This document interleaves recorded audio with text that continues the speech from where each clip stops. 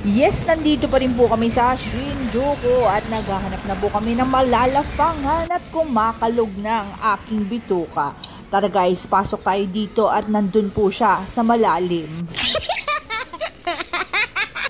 Nakakatuwa, liblib yung lugar. Doon kami kakain.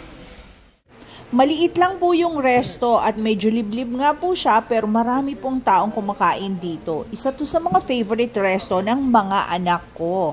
At eto, nakahanda na ang aming table. Nagkataong pong maliit itong brunch at wala po siyang mesang malaki-laki. Kaya eto, hiwalay po kami at nandun po yung dalawang anak ko sa kabilang table. Syempre nag-selfie rin kami. At heto na guys, ang aming lalafangin.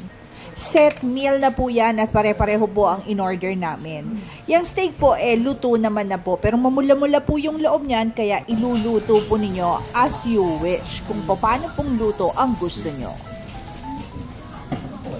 Ito, yung sauce niya, ito, sabi ng babae. Tapos yun yung asin. Para sa, ito, kumatabang. Tapos yan, kung ano-ano pa yan. Anik-anik na kung ano-ano. Ang kanin dito, free refill hanggang isa lang. Yung next, may bayad na.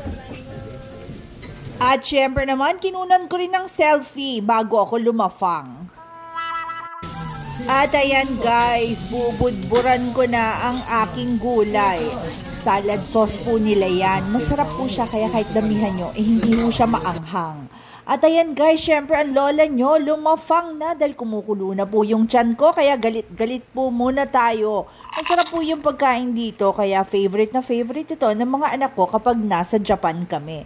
At syempre naman ang lola nyo nasanay na sa pagkain ng steak. Steak daw ang tawag dyan, pero para siyang may breaded sa labas. Masarap po siya at talagang mabubusog kayo kahit isang order lang.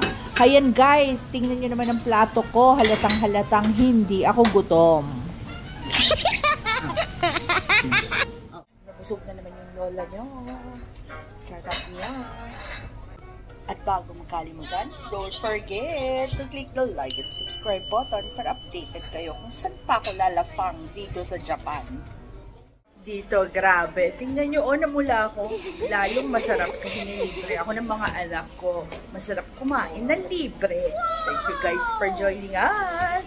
Hanggang sa susunod na lafangan namin. Hindi pa po kami tapos dito sa Shinjuku, kaya abangan ang susunod na episode kung saan pa po kami gagala sa Shinjuku. Bye-bye!